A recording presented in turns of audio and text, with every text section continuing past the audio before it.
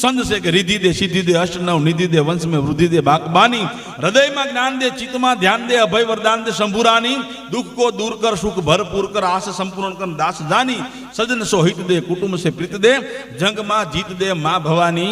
आ लोक साहित्यની અંદર આ નાંગણી પ્રકારનો સંદ છે અને જેદી બરદાઈ ઉપર માં ભગવતી જ્વાલા પ્રગટ થઈ અને કીધું કે માગ બરદાઈ માગ આજ મને આ મોજના તોરા છૂટે છે બાપ બરદાઈ માગી લે અને તેદી ભગવતી જ્વાલા પાએ માગ્યું કે હે માં હે ભગવતી હે જગદંબા જો તારે તું મારી ઉપર પ્રસન્ન થઈ હોય ને તો આને માગતા આવડું કહે જો એને માગ્યું શું કે માં રિધિ દે સિદ્ધિ દે ને અષ્ટ નવ નિધિ દે માં રિધિ દે સિદ્ધિ અને અષ્ટ નવ નિધિ મને આઠ અને રિધિ સિદ્ધિ અષ્ટ નવ નિધિ હોય અને જો વંશ નો હોય સંતાન કઈ ન હોય તો શું રિધિ સિદ્ધિમાંથી ધૂળ પડી કહેવાય ને પણ એને શું માંગ્યું કે રિધિ દે સિદ્ધિ દે અષ્ટ નવ નિધિ દે અને વંશમાં વૃદ્ધિ દે બાકબાની મારો વંશ વધે એવો આશીર્વાદ આપ વંશમાં વૃદ્ધિ દે બાકબાની અને વંશ વધે ને હૃદયમાં જ્ઞાન ન હોય તો પાછું બધું પૂરું થઈ જાય તો શું કીધું કે વંશમાં વૃદ્ધિ દે બાકબાની તો એને હૃદયમાં જ્ઞાન દે અને ચિત્તમાં ધ્યાન દે હે ભગવતી હે જગદંબા હે જ્વાલા મારો વંશ વધે પણ મારા વંશના હૃદયની માલપા જ્ઞાન દે